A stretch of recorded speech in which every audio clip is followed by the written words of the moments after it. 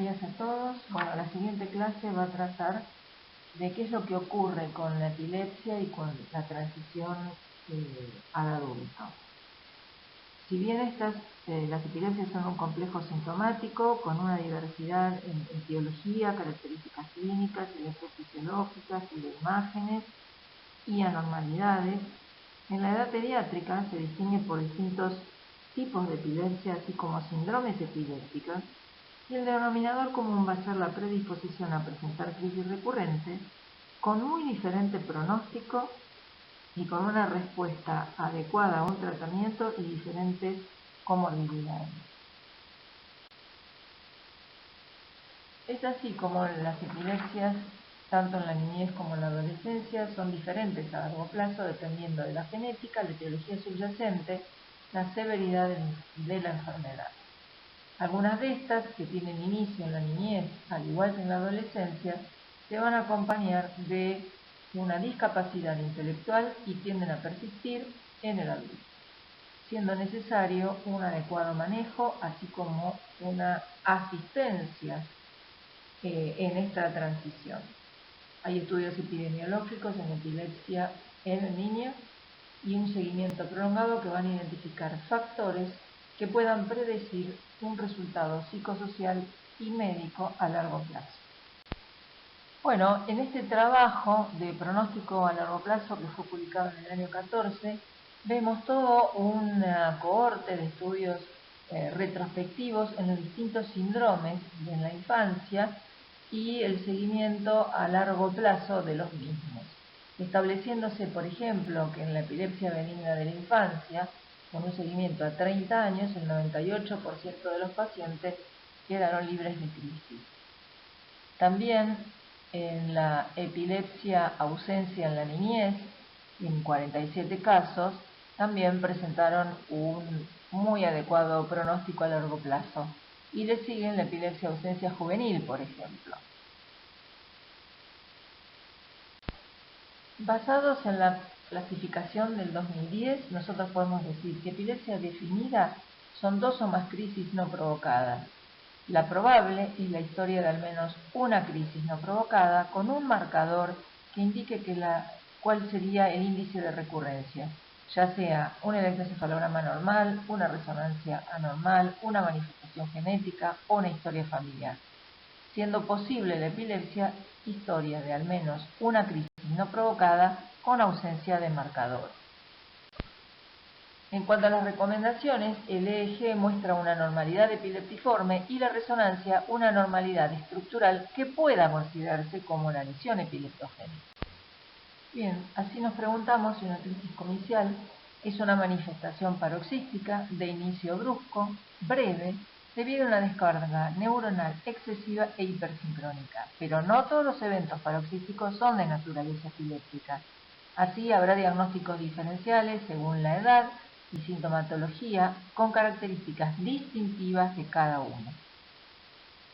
Algunos de estos diagnósticos serían síncopes, ataques de pánico, pseudocrisis, patología del sueño, migraña, accidente cerebrovascular, movimientos anormales, entre otros.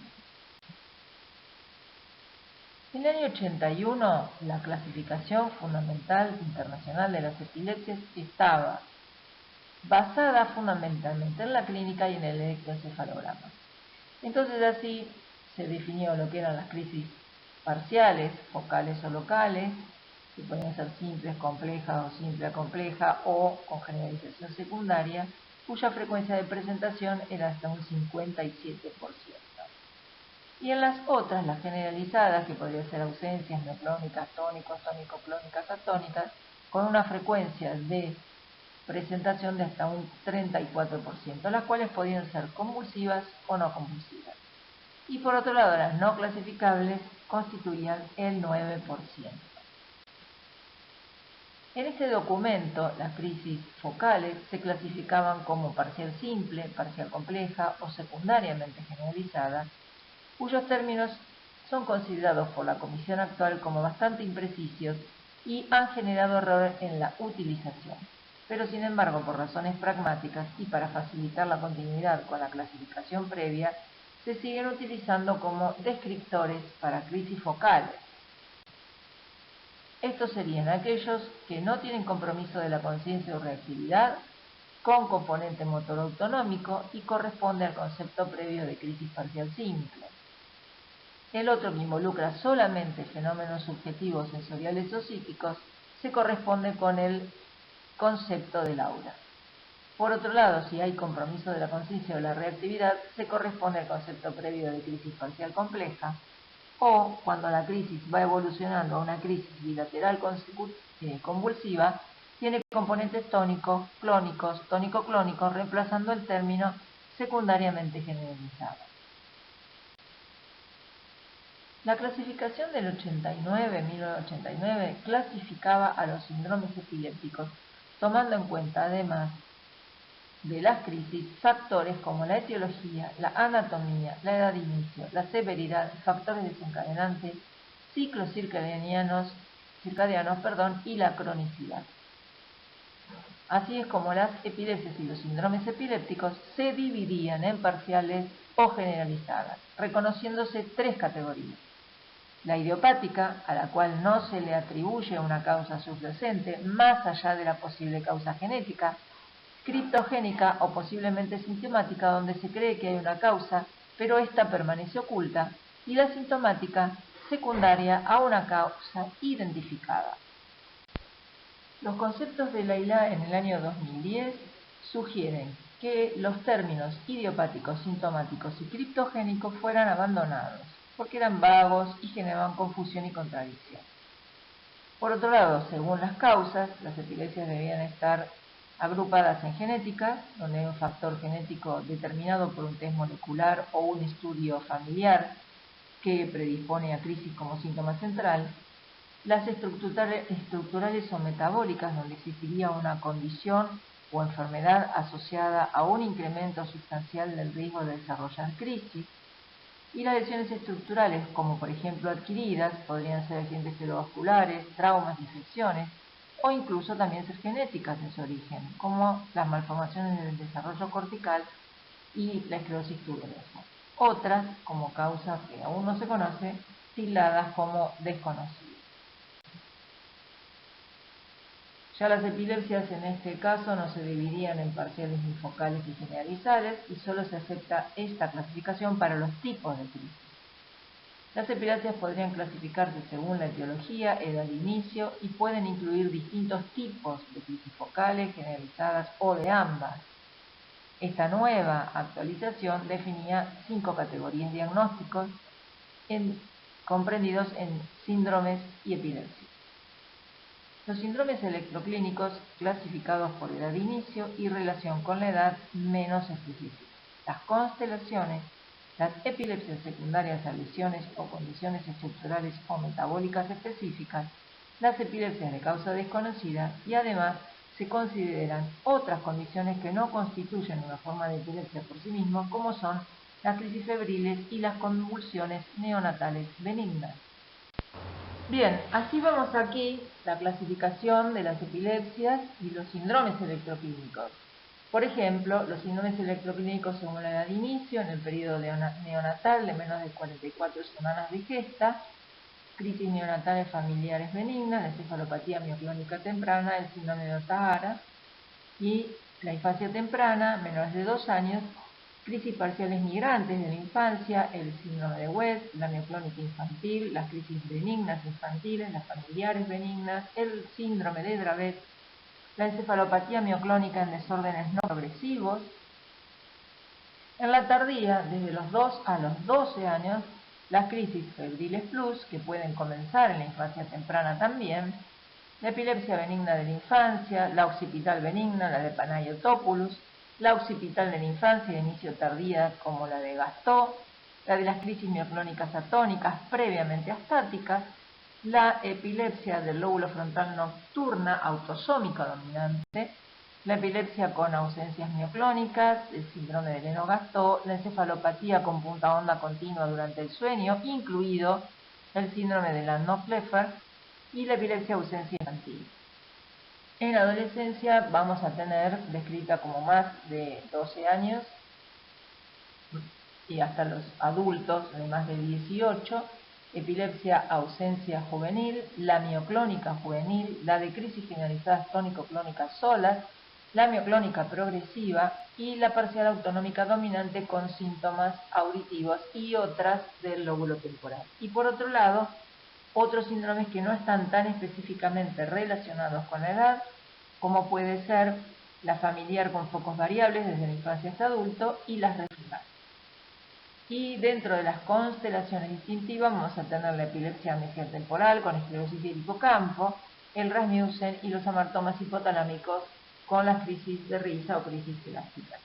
Por otro lado, aquellas que no se puedan clasificar en ninguna de estas categorías diagnósticas, se pueden distinguir según la presencia o ausencia de una condición metabólica o estructural conocida, llamada causa presunta, y luego, según el tipo de inicio, las crisis focales o generalizadas. Las epilepsias atribuidas a una causa metabólica y estructural van a ser las malformaciones del desarrollo cortical, llámese displasias, heterotopías, también los síndromes neurocutáneos como el complejo esclerosis tuberosa, el Sturge-Weber, los tumores, infecciones, traumas, angiomas, agresiones perinatales, accidentes vasculoencefálicos, etc. Hay epilepsias de causa desconocidas y otras condiciones epilépticas que en realidad no constituyen un diagnóstico de epilepsia por sí misma, como son crisis neonatales benignas y crisis febriles. El pronóstico a largo plazo de esta epilepsia y síndromes, bueno, va a depender de la bibliografía explorada, como por ejemplo la población de Finnish, en donde se estudiaron pacientes epilépticos de inicio en la infancia y los siguieron hasta los 37 años de edad. En estos se encontró que el 33% de estos eran seguidos hasta la vida adulta y el 19% nunca experimentó remisión.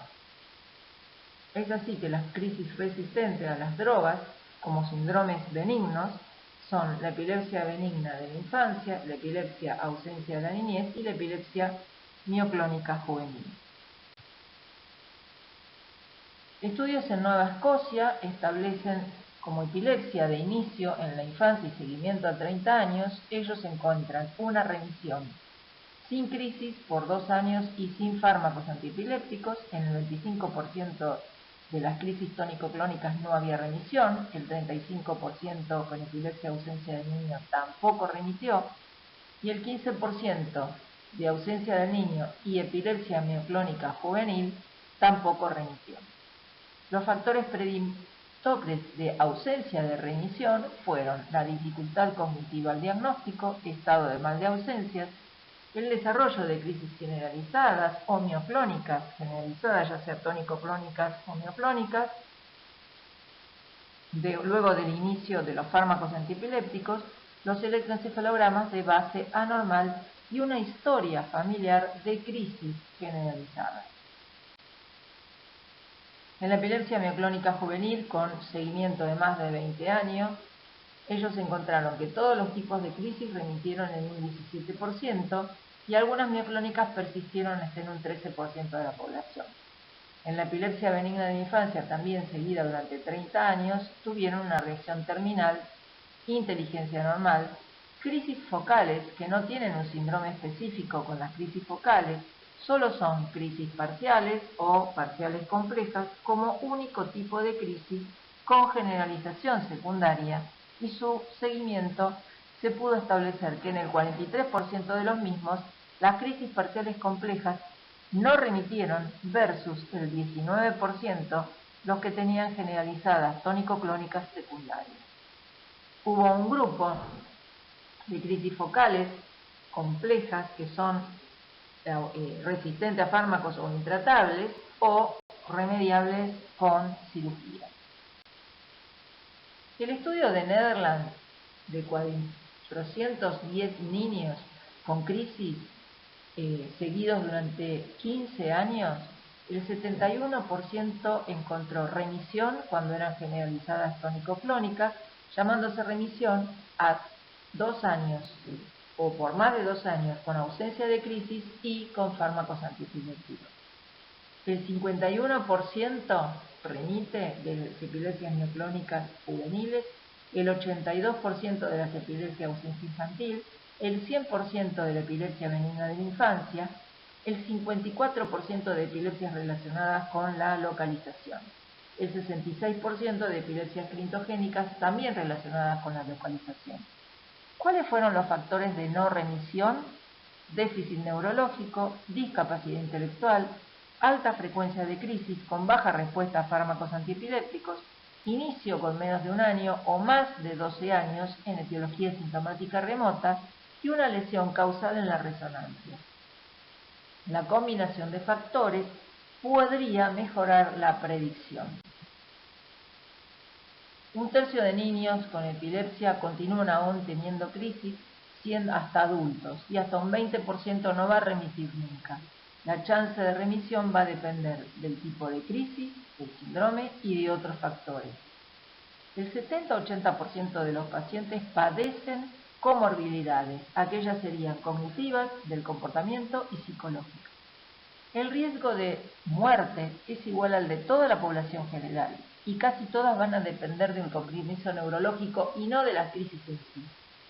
Así es que el SUDEP, o sea, muerte repentina en pacientes con epilepsia, es poco frecuente en los niños, pero sí se va a incrementar si las crisis van a persistir durante la vida adulta. Con lo cual, para poder estandarizar estas medidas, se va a necesitar un seguimiento a largo plazo para evaluar la evolución de estos pacientes. Cuando llegamos a la adolescencia y de allí pasamos a la vida adulta, no solamente las crisis van a producir un efecto deleterio en el paciente, sino las complicaciones psicosociales. Y esto va a requerir de asistencia médica y social cuando los chicos van creciendo y llegan a la etapa del adulto. Las crisis más severas van a tener mayores complicaciones en el comportamiento. Y acá tienen un cuadro de lo que pasa con las epilepsias de West, Dravet, Lennox-Gastaut, Hernando-Kleffner, las epilepsias benignas, centrotemporales, y la epilepsia neoclónica juvenil. Un estudio Finnish evaluó que en ausencia de déficit neurológico, los pacientes con epilepsia van a tener más problema educacional, social y ocupacional respecto de los controles normales. Es así con un estudio en Nueva Escocia de las crisis idiopáticas generalizadas, y bien recuerdan que las crisis idiopáticas son las que se presume una etiología genética. El 27% presentó trastorno psiquiátrico, el 40% no se pudieron graduar en la universidad, si bien el 23% eran independientes, vivían solos, el 33% estaba desempleado, un 38% tuvieron embarazos sin pareja estable, un 7% fueron convictos criminales. Durante el seguimiento, más del 50% no había controlado las crisis y tenían ciertos problemas psiquiátricos y sociales. Otro estudio alemán, después de 15 años de seguimiento en las crisis generalizadas idiopáticas, encontró que el 75% remitía sin fármacos antiepilépticos. La percepción de vida, el estilo de vida y la descendencia fueron comparables con los de la población general, teniendo menos empleo y un bajo nivel educacional y poblacional. En cuanto a las etiologías sintomáticas remotas, fueron menos capaces de vivir solos, residían tanto en instituciones o en grupos de discapacitados. ¿Qué pasa con los aspectos cognitivos? Bueno, ustedes saben que la epilepsia presenta comorbilidades, en este caso son lingüísticas, cognitivas académicas, sociales y psiquiátricas.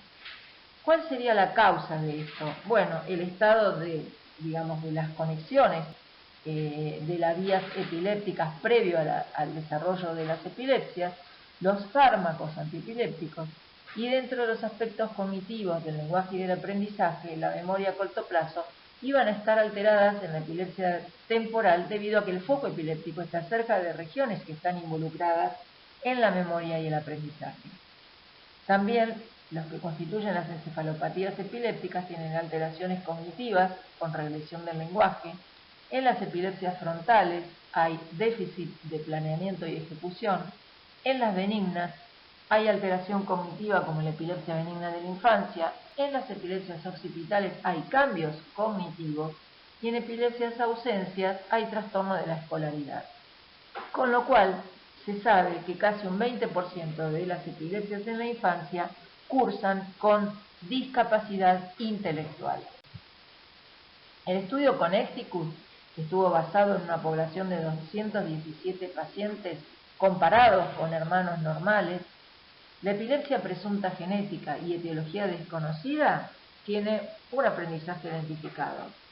Las alteraciones cognitivas secundarias al efecto de los fármacos antiepilépticos se vieron que el uso de benzodiazepinas y fenobarbital estuvo asociado a efectos adversos cognitivos, que la fenitoína, el valproato menos que la carbamazepina, topiramato y sonizamida presentaron trastornos cognitivos. La disfunción cognitiva persistente se observó en un bajo estado socioeconómico, aislamiento social, ambiente familiar y el estigma de padecer epilepsia. El riesgo de muerte en estos pacientes. Bueno, hubo estudios poblacionales, hasta 4, en chicos con epilepsia de reciente diagnóstico. Se observaron 2.229 pacientes con un seguimiento a 5 años. 69 de 30.000 personas por año, o sea, un 11%, fallecieron con un examen neurológico normal por cualquier causa.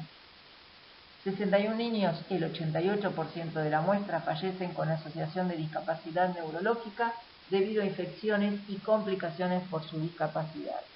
De las 10 muertes atribuidas al SUDEP, o muerte súbita en epilepsia, 8 tenían epilepsia complicada. En la cohorte del Finnish Study no hubo casos de SUDEP en menores de 14 años de edad, pero sin embargo en el adulto se les encontró hasta un 7%. El riesgo de muerte en epilepsia es inversamente proporcional con la edad de inicio de la crisis.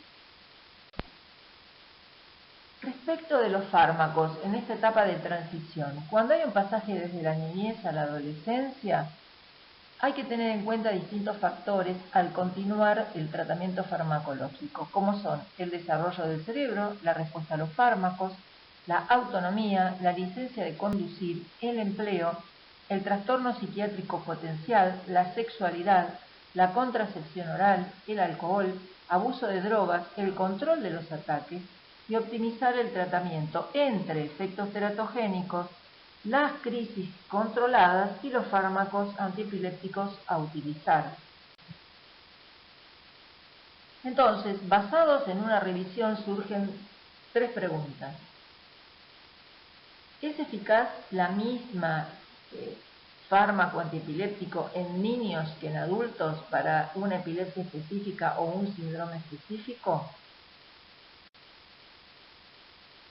Bien, la revisión de estudios randomizados controlados en poblaciones adultas y pediátricas con nuevos fármacos antiepilépticos en terapia adjunta para los mismos tipos de crisis revela que en las epilepsias focales resistentes a fármacos se aprobaron 12 fármacos nuevos en adultos y 7 en niños durante 25 años, como fueron el topiramato, la motrigina, oxcarbazepina, gabapentin, levetiracetam.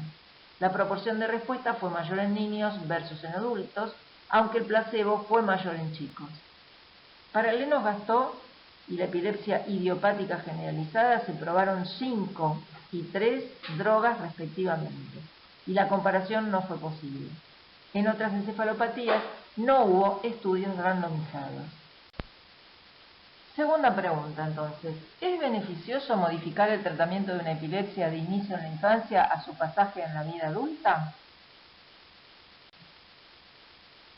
Según estudios longitudinales basados en el Finnish, más de 100 pacientes seguidos durante 30 años se encontró que el 64% estaba libre de crisis, el 47% no recibieron tratamiento con fármacos. ¿Cuáles fueron los predictores de una evolución pobre? alta frecuencia de crisis, demora en el control y crisis en clúster. Respecto de las crisis idiopáticas, como por ejemplo la epilepsia ausencia de la infancia, con 72 pacientes y seguimiento a 20 años, encontraron que el 65% estuvo libre de crisis y el 82% fue libre de fármacos, aunque persistían ciertas mioclonías sin tratamiento. Respecto de la epilepsia mioclónica juvenil, un seguimiento a 25 años en 24 pacientes, el 52% no tenía fármacos antiepilépticos y el 17% quedó libre de crisis. Respecto de las crisis focales, con inteligencia normal en un número de 108 pacientes y seguimiento a 28 años, el 57% queda libre de crisis y sin tratamiento respecto del 81% con crisis generalizadas tónico-clónicas. En cuanto a las crisis severas sintomáticas como el Lennox-Gastaut y el Dravet, continuaban con crisis y con deterioro cognitivo. La tercera pregunta: ¿cómo se optimiza el tratamiento cuando se iniciaron las crisis en la infancia a su pasaje al adulto? 40 pacientes fueron transferidos de pediatría adulto en el 2005, observados entre los 19 y 37 años, todos con epilepsia severa, ya sea epilepsia focal, el Dravet y el Lennox-Gastaut. Se encontró mejoría de crisis focales y esclerosis tuberosa y Lennox-Gastaut. En la epilepsia de Dravet la frecuencia se mantuvo estable. El 33% continuaron con iguales fármacos, ya sea topiramato o lamotrigina, y aumentaron las dosis, y en otras se cambiaron los fármacos porque hubo un aumento de frecuencia o hubo embarazo. Otros por defectos psiquiátricos o diagnóstico de pseudocrisis, y los cambios de fármacos variaron según los síndromes. En conclusión, los cambios de fármacos deben realizarse con cautela y siempre tiene que haber un vínculo muy estrecho con los pediatras. Con lo cual, hay que considerar el embarazo y el trastorno psiquiátrico al elegir un fármaco durante la transición. Hay que optimizar el tratamiento luego de años de resistencia a los fármacos. Hay que actualizar imágenes, reconsiderar el tratamiento y la cirugía. Algunos pacientes se benefician al disminuir los fármacos y dosis a pesar de presentar epilepsia. Evitar la supresión de fármacos que no son habituales para el paciente adulto, como ser la vigabatrina y el estiripentol, y una estrecha colaboración de pediatras y neurólogos para una transición exitosa. Dentro de las epilepsias monogénicas hay que reconocer comorbilidades en pacientes con trastorno genético específico. Estos presentarán trastorno psiquiátrico, discapacidad intelectual, migraña, trastornos de movimiento, características musculoesqueléticas, espasticidad, extrapiramidalismo, escoliosis. También hay que tener en cuenta las características psiquiátricas de los pacientes, como son el trastorno del espectro autista, otras encefalopatías vinculadas a genes, como la epilepsia focal o la nocturna frontal, por mutaciones de canales, como en este caso el canal del sodio, y la epilepsia focal familiar. Respecto de las crisis en la infancia y los movimientos asociados, como en la epilepsia familiar infantil benigna y coriatetosis, la cual está desencadenada con iniciación del movimiento, con ataques de distonía de 5 a 30 segundos por mutación de ciertos de los genes PRRT2, con más del 80% de los casos, así como el déficit de GLUT1 del transportador de glucosa desencadenado por ejercicio. Esta es una discapacidad que puede durar hasta alguna hora. Respecto de las encefalopatías epilépticas, el fenotipo característico es el Dravet, que cursa con estado de mal, crisis breves en el sueño, crisis generalizadas tónico-clónicas, crisis focales susceptibles a fiebre, ausencias atípicas y mioclónicas, que disminuyen y progresan a focales discognitivas, el mioclonus fragmentado, con cambios conductuales, se mejora el déficit de la atención e hiperactividad y empeora con lentitud extrema, persevera en el movimiento y en el pensamiento y en la expresión verbal. En los adultos se guía con escoliosis, marcha alterada y ataque. La transición en la epilepsia benigna de la infancia o con espigas centrotemporales, caracterizadas por crisis nocturnas o al despertar, son crisis focales, motoras o sensorio-motoras, con un inicio entre los 7 y los 10 años, tienen mínima o moderada intensidad de dificultad cognitiva, lingüística y del comportamiento. En menos del 2% hay un curso severo, pero pueden remitir antes de los 16 o luego de 3 a 4 años del inicio. Tienen buena evolución, son independientes, independientemente del tratamiento, pueden tener buena evolución, pero son individuos independientes en su vida social, en el empleo, pueden cursar con trastorno psiquiátrico y la educación es similar a la población general. Las focales no lesionales se las observa en un 20 o un 30% de chicos con epilepsia. Tanto el examen neurológico como las imágenes, así como la capacidad intelectual son normales, y un seguimiento a 10 años se encontró que 2/3 de los mismos tenían una remisión total. También se vio que 5 años libres de crisis y sin medicación, menos del 1% recaen al año. ¿Cuáles son las razones de esta decaída? La falta de adherencia, fármacos que pueden exacerbar crisis, la epilepsia resistente a los mismos, entre un 7 y un 10%, también puede verse en la crisis ausencia infantil, en la epilepsia mioclónica juvenil y en las crisis focales no lesionales. De persistir otras crisis, puede haber trastornos de la escolaridad, del comportamiento, trastorno cognitivo y psiquiátrico asociado. La epilepsia ausencia de la infancia tiene una remisión total entre el 56 y el 65% de los chicos. Esta remisión total entre los 3 a 8 años del inicio de las crisis. 1/3 de los pacientes siguen teniendo crisis, solo ausencias, entre un 5 al 15% ausencias con crisis generalizadas o tónico-clónicas o mioclónicas, un 5 a un 15% evolucionan a epilepsia mioclónica juvenil. Las crisis de ausencia resistentes a fármacos es la epilepsia ausencia mioclónica, la epilepsia con mioclonías palpebrales o el síndrome de Gibbon, las mioclonías periorales con ausencia y ausencias asociadas al déficit de transportador de glucosa y las cromosopatías con deleción del cromosoma 20. La epilepsia mioclónica juvenil, que inicia entre los 18 y 12 años, puede aparecer a los 30 años o más. El 5 al 15% tiene un diagnóstico previo de epilepsia ausencia infantil. La resolución o la remisión total son crisis recurrentes mioclónicas. Se la considera con elevada recurrencia al finalizar el tratamiento. Hay 2 estudios a largo plazo en donde establecieron en un 25% libertad de crisis y desaparece desde los 40 años en adelante. Hay una farmacoresistencia en un 15% de la población. Otros estudios poblacionales con una N de 25 pacientes y edad promedio de 36 años encontraron que el 13% tiene epilepsia no tratable, el 26% estuvo libre de crisis, el 13% presentó crisis que persistieron hasta los 22 años después y el 39% tenía crisis esporádicas o libre de crisis. Respecto de la punta onda continua durante el sueño y en asociación con varios tipos de crisis parciales o generalizadas durante el sueño lento, con crisis atípicas de lo despertar.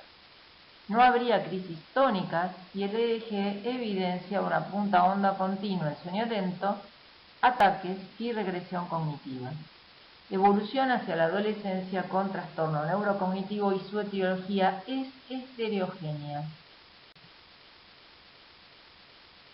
Pudo haberse observado en la evolución atípica de una EBI, en la evolución de crisis focales que tengan patología estructural como ser lesiones talámicas, infartos cerebrales, polimicrogiria, hidrocefalía, y en niños con retraso del desarrollo como posible origen genético, también asociado a condiciones monogénicas o genéticas.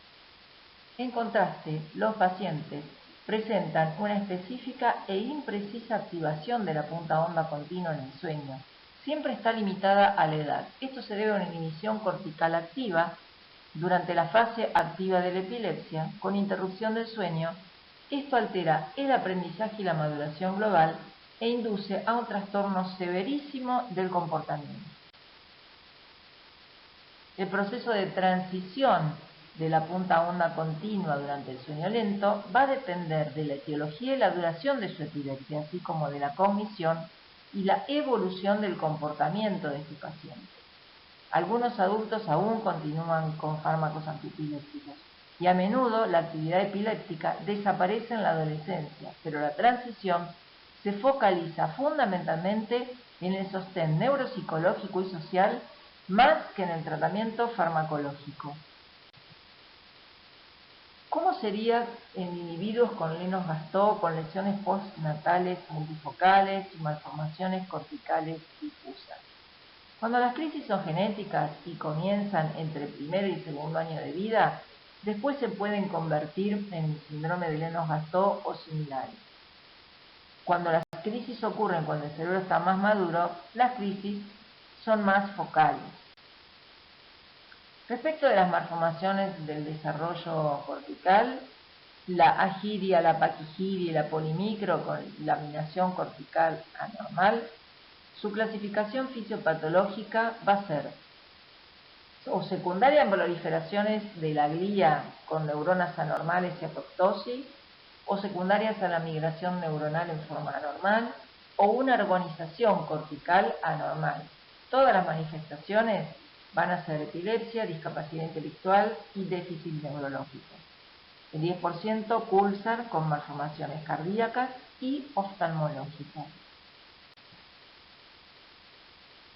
El desarrollo de estas patologías se ha mejorado ostensiblemente con el advenimiento de la resonancia, así como el análisis prenatal genético, como por ejemplo la lisencefalia, la polimicrocelia generalizada en el tercer trimestre. Estas anomalías son diagnosticadas desde el punto de vista prenatal, son crisis de inicio temprano, más severos, y cursan con discapacidad intelectual, parálisis cerebral. En la transición al adulto, se continúan con trastornos respiratorios, ortopédicos, habrá que hacer consejo genético y consideraciones éticas. Respecto de las heterotopias nodulares o heterotopias en banda, se evidencian más tardíamente y en el adulto. Algunas son ligadas al EPI. Las crisis van a ser focales y se pueden controlar. Cuando se produce la transición al adulto, puede haber anomalías cardiovasculares, trombocitopenia, así como el Ehlers-Danlos. Hay un riesgo de recurrencia en la descendencia de hasta un 50%. Y el doble córtex, como banda de heterotopía bilateral, se manifiesta como síndromes de Lennox-Gastaut con severa discapacidad intelectual.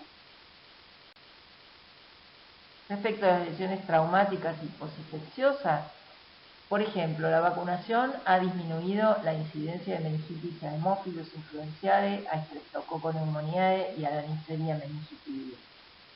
Las secuelas serían trastorno del aprendizaje y memoria, epilepsia resistente a fármacos, pérdida auditiva, y un tercio de los pacientes antes del año de vida son en general varones con crisis recurrentes y estado de mal.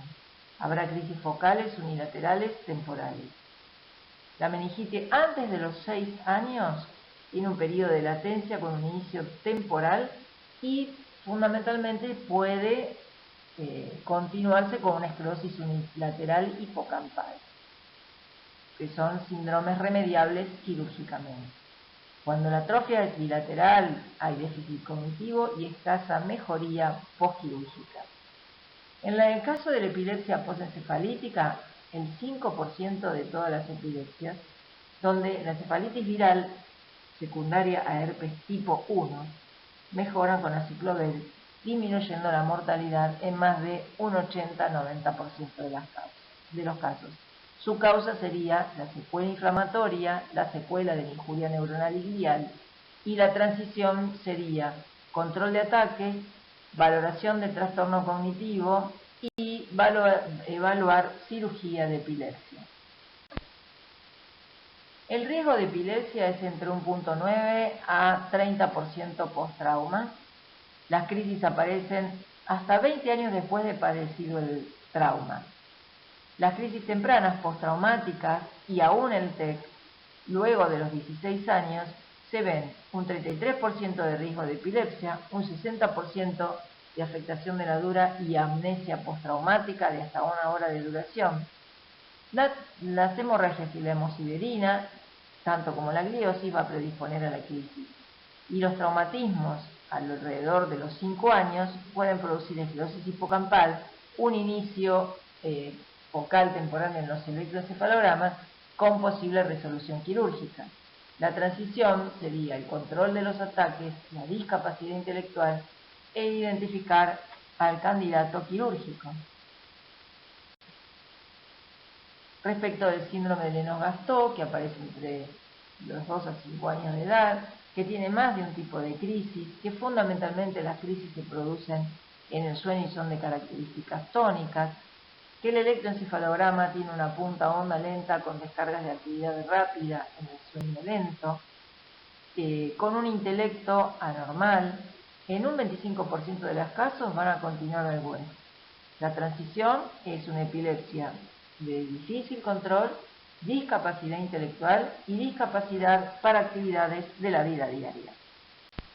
Respecto de la esclerosis tuberosa, Sturger-Weber y la encefalitis de Rasmussen, en la primera, en la esclerosis tuberosa, se tiende a mejorar el control de los ataques con desarrollo de enfermedades psiquiátricas y renales en el adulto. Respecto del Sturger-Weber, se controlan los ataques, habrá rehabilitación con manejo de la discapacidad y va a haber migraña en el adulto.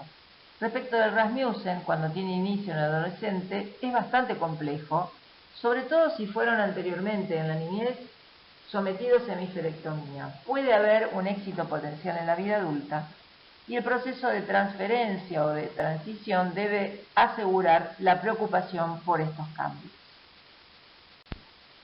En la epilepsia del lóbulo temporal, que va a cursar con el adulto con resistencia a los fármacos, trastorno cognitivo, va a conllevar además trastorno psiquiátrico asociado.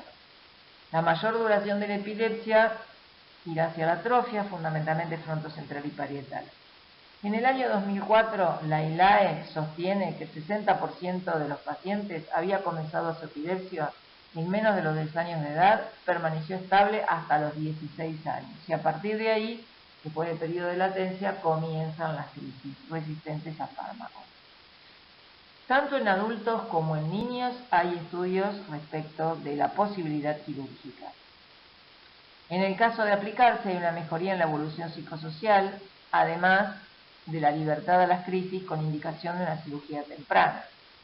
El seguimiento a 10 años en posoperados de epilepsia del lóbulo temporal, la mayoría recurren a los 2 años y se calcula que recurren entre un 4 y un 5% por año. La supresión de las crisis o libertad de crisis va a mejorar la condición a los 6 años del postquirúrgico. Habrá una mejoría educacional, acceso al empleo, vivir en forma independiente y mejoría de la calidad de vida. Con lo cual, durante la transición habrá que considerar, primero, si el paciente está libre de crisis, dejar de depender de medicación e identificar la evolución. Y por otro lado, hay un riesgo elevado de crisis, riesgo de afección del estado mental y se requiere la búsqueda de atención médica. ¿Cuáles serían las sugerencias cuando se inicia la transición? Bueno, primero establecer si el diagnóstico de crisis es correcto, si el tratamiento es adecuado y si el fármaco es apropiado. La segunda cosa es evaluar los efectos adversos, como por ejemplo el ovario poliquístico u otros efectos teratogénicos. La otra cosa es la interacción con anticoncepcionales, el alcohol o las drogas. El riesgo de muerte súbita y por otro lado hay que hablar con el adolescente, ayudarlo a sostener el tratamiento, educarlo acerca del mismo, comentarle los efectos secundarios de los fármacos, hacer una evaluación psicológica y social, el consejo sobre abuso de sustancias, la contracepción, la planificación familiar, la educación sexual, el consejo genético y fundamentalmente en un adolescente la higiene del sueño. En conclusión, las epilepsias en la vía pediátrica son bastante frecuentes, con manifestaciones clínicas diversas y edad dependiente. Es muy importante el reconocimiento preciso para determinar un tratamiento y pronóstico adecuados. En un porcentaje de hasta el 70% de los casos tienen buena respuesta al tratamiento. Un grupo menor, resistente al tratamiento farmacológico, se destacan las encefalopatías epilépticas que conllevan un muy mal pronóstico neurológico y por otro lado grupo de pacientes resistentes a tratamiento farmacológico que serán candidatos a otras alternativas de tratamiento como son la cirugía de epilepsia. Bueno, estoy dispuesta a contestar mails o lo que necesiten en los encuentros sincrónicos, así que les agradezco mucho por su atención.